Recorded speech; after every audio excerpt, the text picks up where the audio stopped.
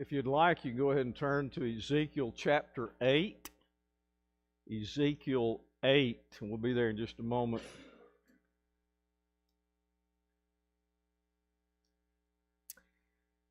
We've talked quite a long time and in depth about idolatry, the idolatry of the Israelite people.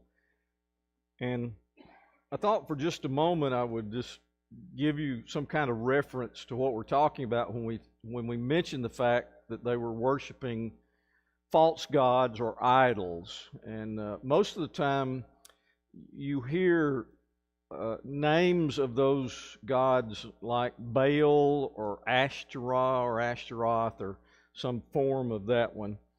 And so I just wanted to take a moment just to describe a little bit about what we're talking about when we talk about idols, or this very significant, very serious turning away from God to idols. And that's actually what we're talking about, is them turning away to these idols.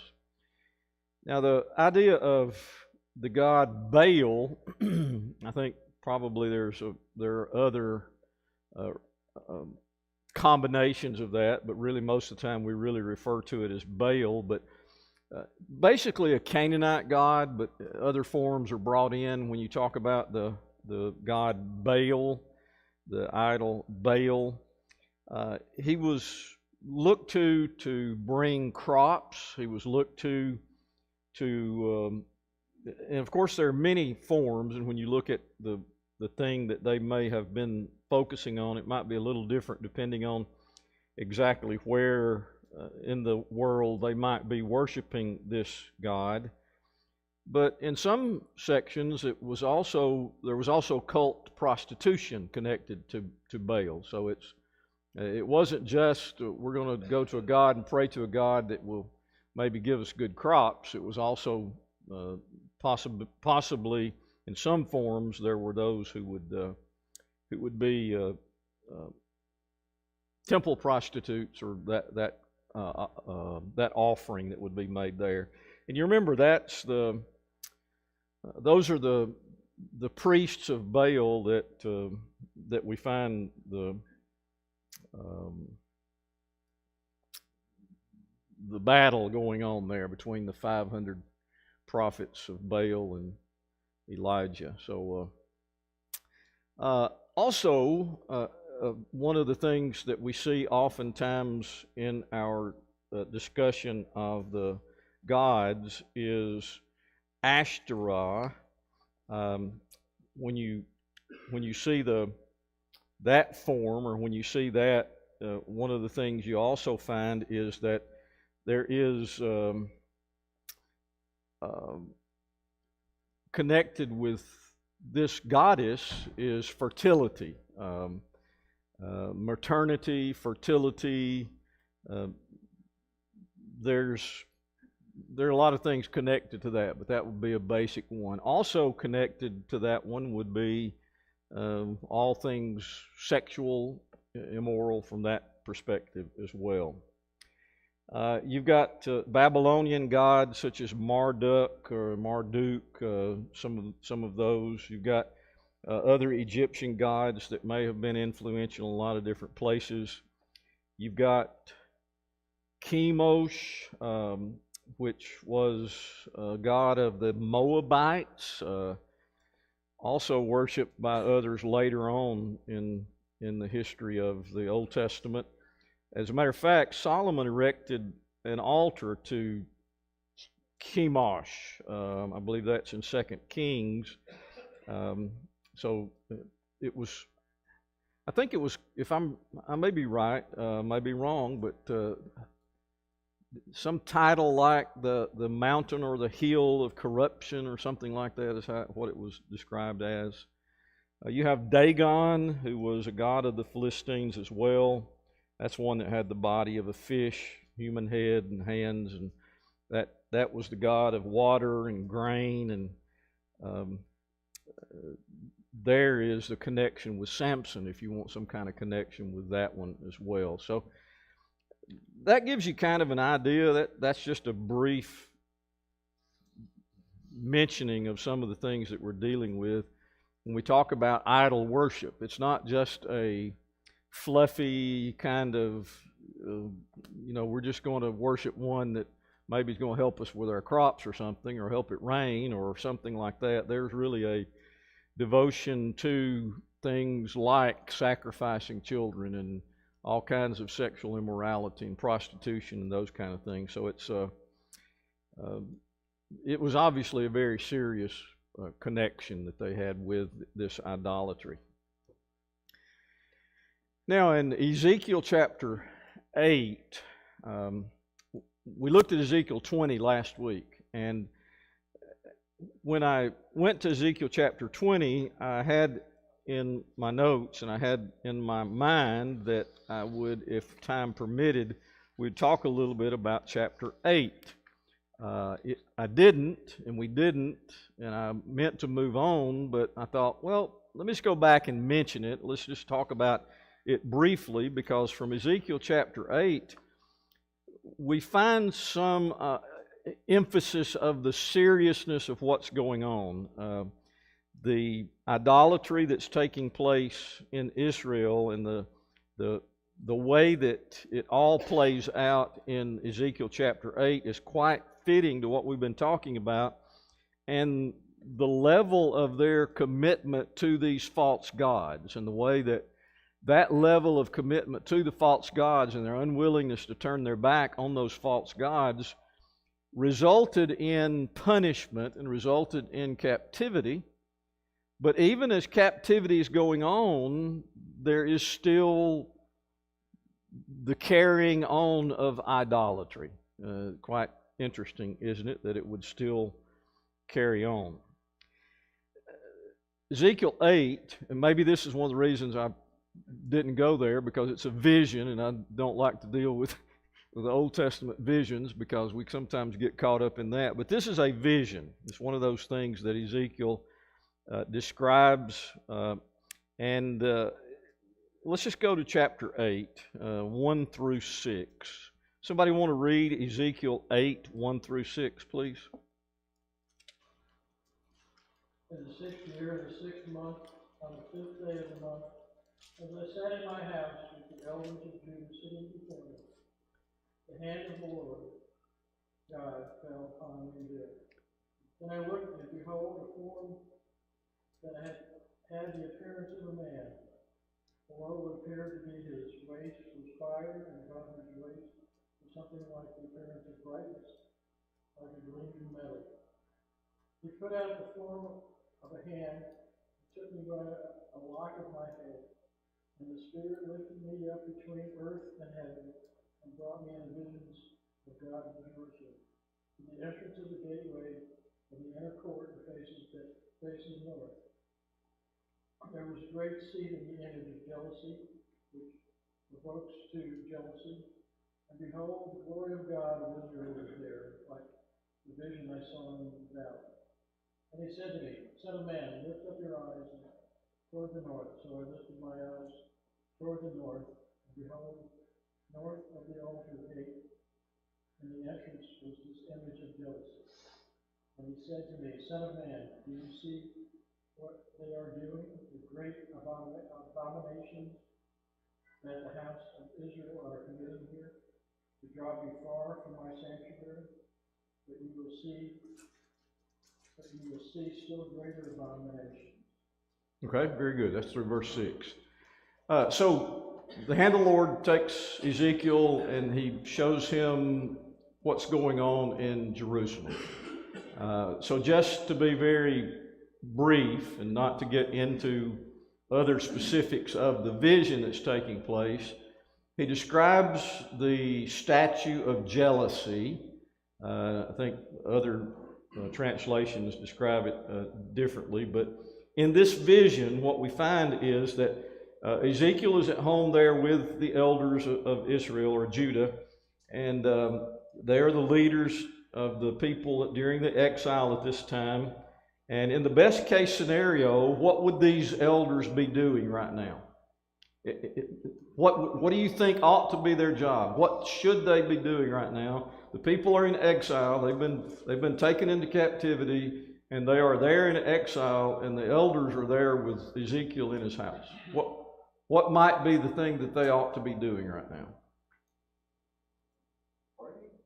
Yeah, praying. Yeah, I mean, there's no right or wrong answer necessarily. I guess there is some wrong answer, but yeah, praying. Lifting up the name of God, I mean, just lifting up God. Okay, yeah, pointing the people to God, lifting up His name, praising Him. Yeah. Anything else you can think of?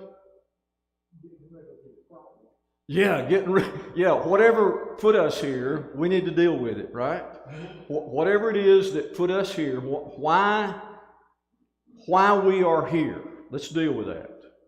But it seems to not be that significant. But in this moment, Ezekiel is brought to the entrance to the city of Jerusalem, and there is seemingly this, it's called offensive statue, the offensive statue that provokes jealousy.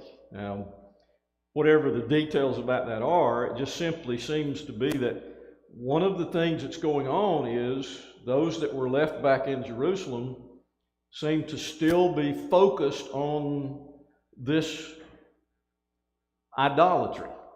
Now, one commentator said that this is not necessarily focusing on the reality of what's going on in Jerusalem as much as it is the reality of what's going on in the hearts of the people who are there. I don't know about that exactly, but Ezekiel describes this offensive statue at the northern gate that's very provocative. It provokes jealousy, I should say. He describes it as an abomination, and that God hates this because it competes with Him, because He says, I have been driven out of my sanctuary. There's this movement, there's this driving me out of my sanctuary. And it was very plain, Ezekiel says, as I was in this state of being drawn to the city of Jerusalem in this vision. So he says to him, look to the north. So I looked to the north, and there was that offensive statue at the altar gate, right there at the entrance. Do you see what they're doing here, O Son of Man? Do you see what's going on here? These detestable acts are going on. They're continuing, they're committing these detestable acts, and I am having to depart from my sanctuary. I just cannot stand any more of these detestable acts. So as God addresses Ezekiel directly, and He asks him, do you see what's going on? Do you see what's happening? Do you see it? These detestable acts.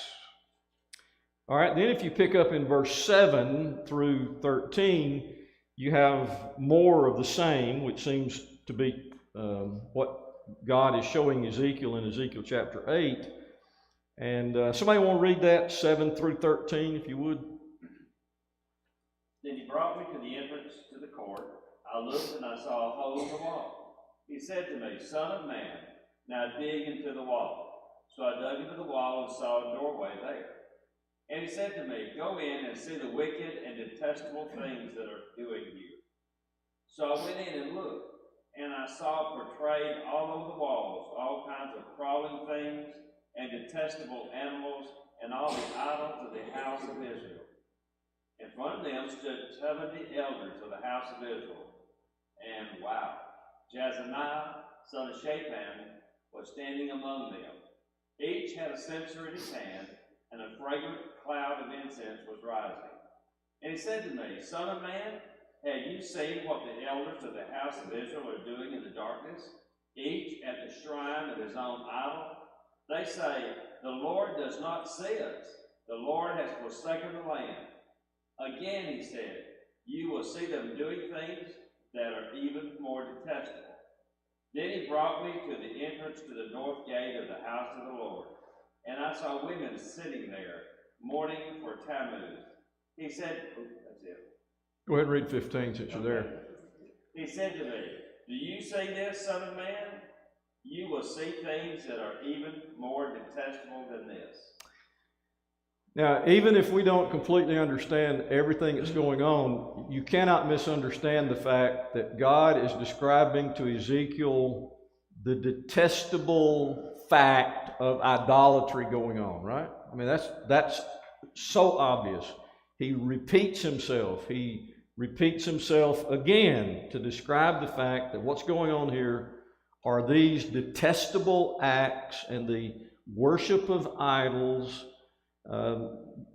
Doesn't describe exactly which ones they are, but it seems pretty obvious that the ones that they hung on to were the Canaanite gods like Baal and Ashtaroth and those like that, as well as Chemosh. And so you have these carved images, you have these idols, whether it was stone or wood or whether it was made out of metal like the golden calf back in Exodus 32. The thing that you see is the worshiping of those things that are created. And then you also see the elders of the city, the 70 elders he describes, that should be leading the Israelites away from idolatry, should be leading them into the worship of the true God, are aiding and abetting the worship of these idols and leading the people down that path. And even he describes they've adopted idols of their own. Now, I'm not sure about the details of what that means, whether they've all chosen which one they're going to serve, or they've kind of mixed them all up and made one of their own. I guess that would be convenient if you're worshiping a lot of different kinds of false gods. You can just kind of make whatever you want. I'm going to put a head of this one and a tail of this one and give this one the powers that belong to that one. I don't know what you do. But whatever they're talking about here is that they're worshiping the gods of their own, sacrificing to these false gods and continuing down that very path that we've been describing now for quite some time in our study about the way that the Israelites have moved in that direction for so long, and God's patience and His grace was so evident, and He kept giving them warnings, He kept giving them prophets, and they didn't heed the warning. And so here you have in the middle of the punishment, in exile, and now God shows Ezekiel in this vision the detestable nature of the actions of the Israelites. Now that's through verse 15. We could go actually further, but unless you just really want to, we won't go any further, because as you go further, 16 and following, you're going to see some of the same things going on. It's idolatry, sinful action, worshiping false gods. Interesting statement, putting the branch to their nose is probably some kind of pagan ritual. That's interesting. I don't know exactly what he means by that, but I think we get the idea. So observations you'd like to make as we think about Ezekiel 8 and this vision that we read about here of Israel, of God bringing Ezekiel to the city of Jerusalem. Any observations? I think it's interesting in light of our discussion previously in Joshua about the emphasis on when you take the land, drive everybody out, because they'll influence you to idolatry. And then this imagery is there's an idol in the doorway. There's an idol once you go through the wall. There's an idol in the inner court. Mm-hmm. And it just sort of shows, look, if you hadn't opened the door in the first place, it might not have gone all the way in, but it's not just in the door, it's inside. It's not just inside, it's in your bedroom. It's not, I mean, it's all the way in. It's an interesting progression from drive them out, you don't need them in the land around you, to they're permeating the very depth. Mm-hmm. It wasn't just a slight effect, as Gary says. The imagery here describes the idol as being at the gate or at the door and inside, and then all the way inside the inner court. So it permeates their whole being, everything. There's good thing there's nothing like that goes on today here. Yeah, you could have gone all night and not said that. Actually, Randy, one of the things that we haven't done a lot of is application, because it's pretty clear, isn't it? We have done a lot of pointing fingers at the Israelites, and we've spent a lot of Wednesday nights looking at their commitment to idolatry. It's almost as if they are addicted to it, and there will be a king come in and pull them away. And if time permitting, we'll look for a moment at Josiah, but the king will pull them away from it, and then it's almost as if they just can't stay away. They're just addicted to it, and they're right back in it, just as they were before everything was destroyed, before someone like Josiah would come in and tear down the Asherah poles and tear down the idols of Baal and destroy all that and bring the people back to God and open up the book, but they're right back to it. So we spent a lot of time on that. But it is very true what Randy says, is there's some easy application there, very easy application. And we'll Big into household items. say it again. They were very big into household items. They would have their little images, Mm-hmm. little statues in their house. So, and they're coming and going, and waking up and going to bed. They had their idols with them, and they finally were told to get rid of them. Mm-hmm. But did they? I don't think so. Evidently, they were carrying them around their neck and in their pocket in a lot of different places. Yeah. Gary, you had... Now Rachel even, had one with her. Yes, she stole somebody's, didn't she? Yeah. Yeah, we mentioned that last week. It's just funny that you think about somebody stealing your God. Is that a God? If you can steal it? Well, think about it. I think we'll go all the way back to where we started, which was in Exodus 32, when Moses ground up that God and put it in their drinking water. And I think the emphasis was, if you can eat or drink your God, he's not much of a God. If you can, well, we won't go any further with what happens, but if you can eat or drink your God, he's not much of a God. And they did drink their God, the gold. Anyway. Any other observations?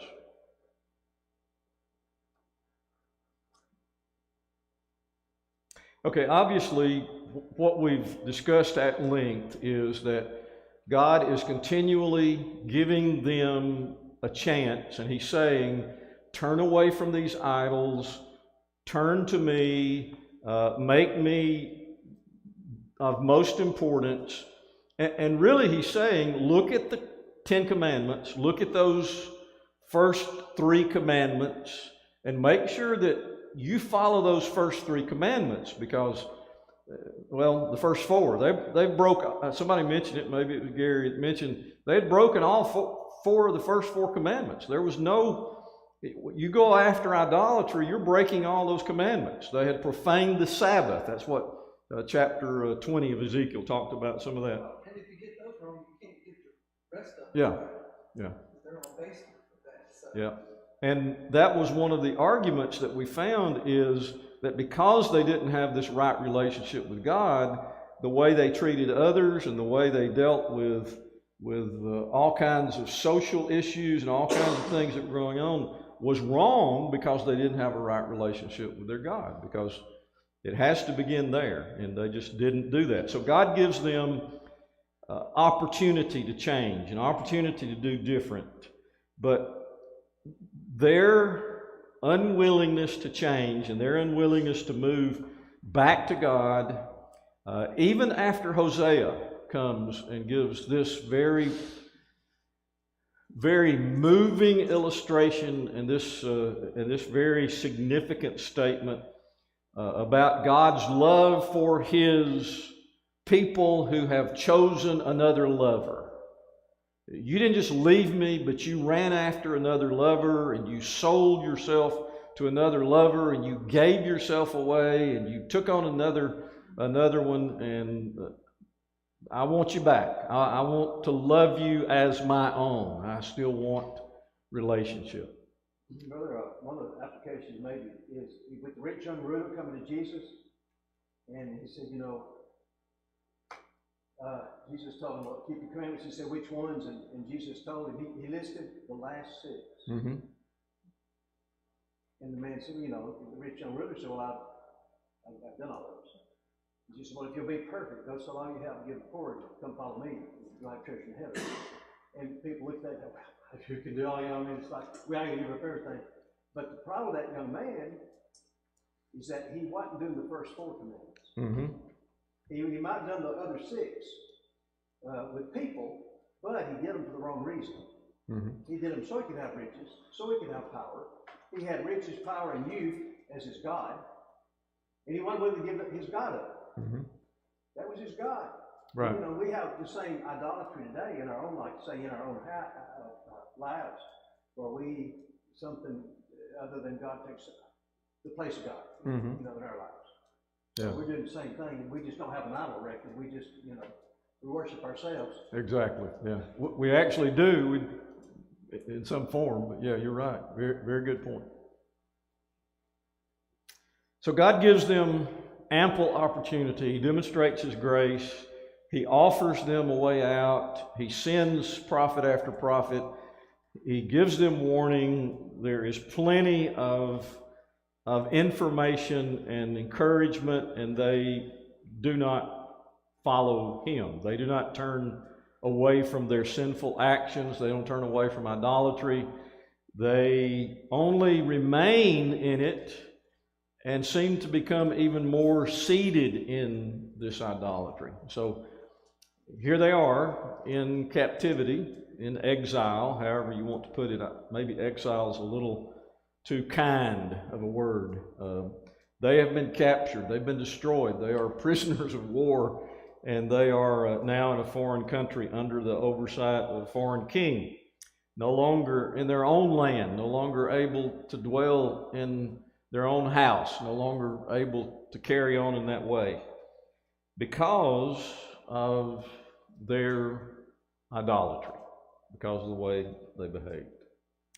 Had they corrected their wrong actions, had they repented of their sins, had they heeded the warnings that God gave them, then there would have been no need for the punishment. There would have been no need for them to be overwhelmed by the Babylonians. Been no need for that. But they didn't listen, they didn't heed, and therefore they were punished. Okay, any other observations? We have just enough time. I'll look, we'll look for just a moment in 2 Chronicles, if you want to go ahead and turn there. Other observations before we go there? Does it seem to imply that maybe they kind of doubled down on their idolatry? Like God warned them, and then it came, and then Ezekiel is in among the exiles, and he's still having to address idolatry, so it's almost like they have turned further to their idol as maybe looking to them for deliverance.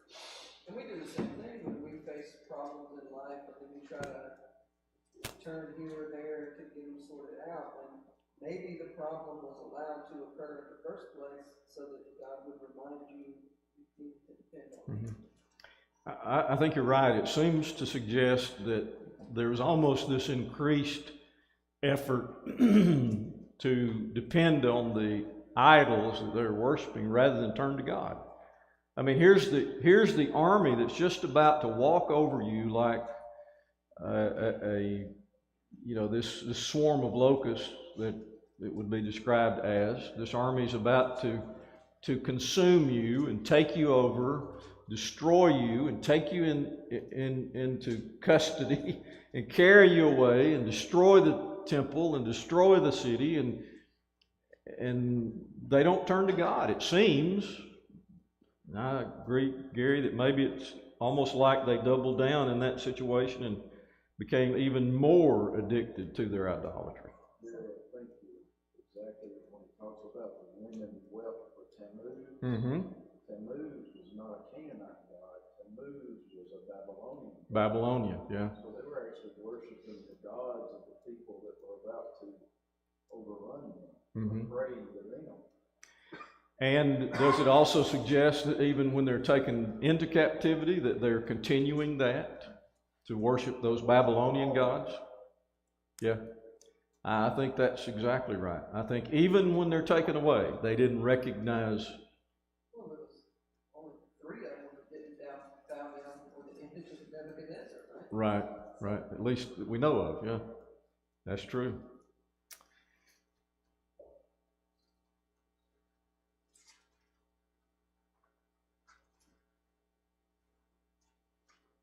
All right, 2 Chronicles 33, 34, there is the story of Josiah. Now, if you wanted to sum up what's taking place under the reign of Josiah, he was 8 years old, and then at 16 is when he started the transformation of the nation. But the mission of Josiah seems to be remove the idols, seek the Lord, restore worship, and remain faithful.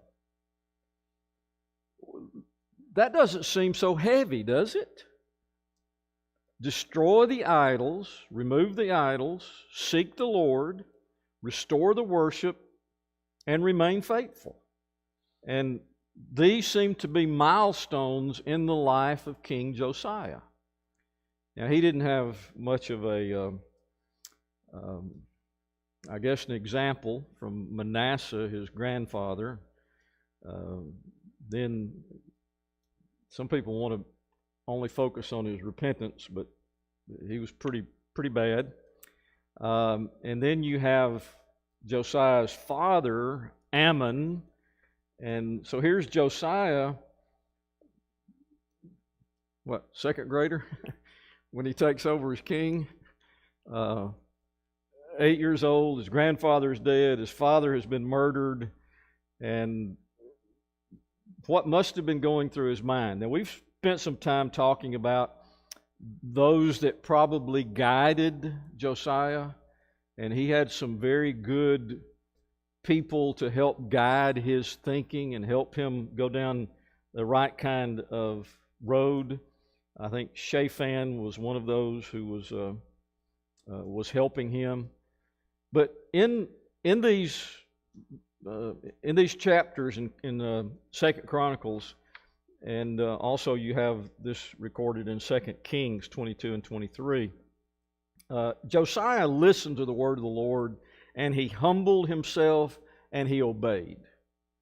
So the highlights of the reign of Josiah are, I think, very clear and very, very much in favor of what we're talking about here, and that is that he begins to seek the Lord, and that begins when he's 16 years old. Look at 2 Chronicles 34. Somebody read 1 through 3, please.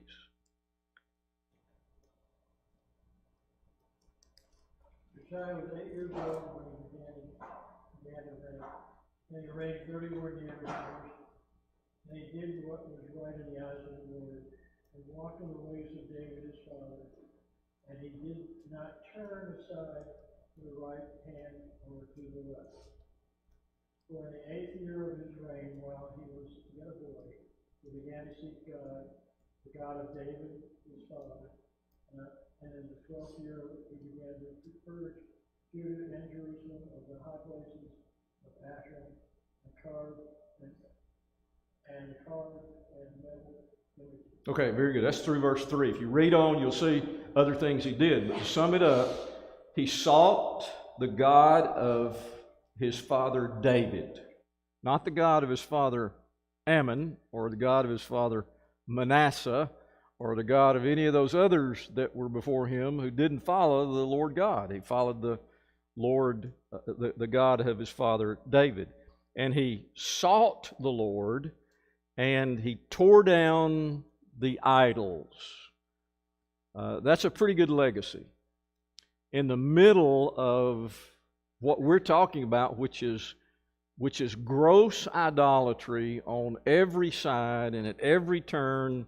And here's this young king, Josiah, who listened to the word of God. He humbled himself, and he seeks the God of his father David, and he tears down those idols, and he tries to return the people back to the truth of God. That's what Israel needed, but they just didn't seem to want to hear it, didn't seem to want to follow it. All right, any observations about Josiah as we just kind of insert him here as an illustration of one who actually did what needed to be done for the nation? Any observations? Maybe I'm missing something here, but it seems like that they looked at idols that they could see, feel, touch. Mm-hmm. I mean, something with their senses, and that's jealousy sometimes. That's what creates jealousy. But they never saw, and they can't see the God of Israel. They can only feel in their hearts the God of Israel. They can't see, feel, touch, taste, whatever. They can't use their senses other than their heart. And that's the idol, that's the worship that they could not understand. They could understand the Asherah pole. They could stand the altar of Baal. They could understand because they could see, feel, and touch. Mm-hmm. But they couldn't see, they can't see God of Israel. Yeah. The true God. Yeah. Well, I think one of the things that they were constantly reminded of is the evidence of the God that they were supposed to worship. What he had done, how he had acted, how he controls the waves of the sea, how he controls the stars in the sky, how he controls the rivers, and how he made the mountains. And so they're constantly reminded of the God that they serve and how real he is and what the evidence is of his being present, and how he helped them with the 10 plagues and crossed the Red Sea and gave them the law on Mount Sinai and gave them the land that they're to dwell in. And so when you read through the Psalms, which are what they would use to worship, they're reminded of the evidence of what they can see and what they heard and the things that they were witnesses of. But they could also see a golden calf. Yeah. They could also see. They wanted to see a golden calf, didn't they? Yeah. A golden calf, and when they finally have to drink that, they really got to feel, see, touch, and taste. Yeah, exactly. They got to feel and touch and taste, yeah. That's the irony of the whole thing too, because in Exodus, remember we were told that God wanted to dwell among them. He wanted his presence to be there with them, but it was their sin that meant his presence couldn't dwell in their midst. And so, I mean, there's just the irony there. It is, isn't it? Yes, you can't see God because God can't be in the midst of that kind of sin. And so you perpetuate that by turning to gods that you can see, only keeping God further and further out of distance. Mm-hmm. Yeah, good observation.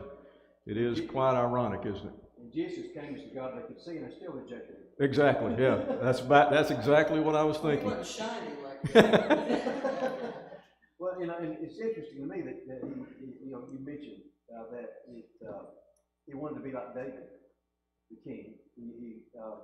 And it's like, well, how do you know about David? But 1 Samuel said something that was already written, and in 2 Kings 22 it talks about how that his mother's name was Jedidah, daughter of son.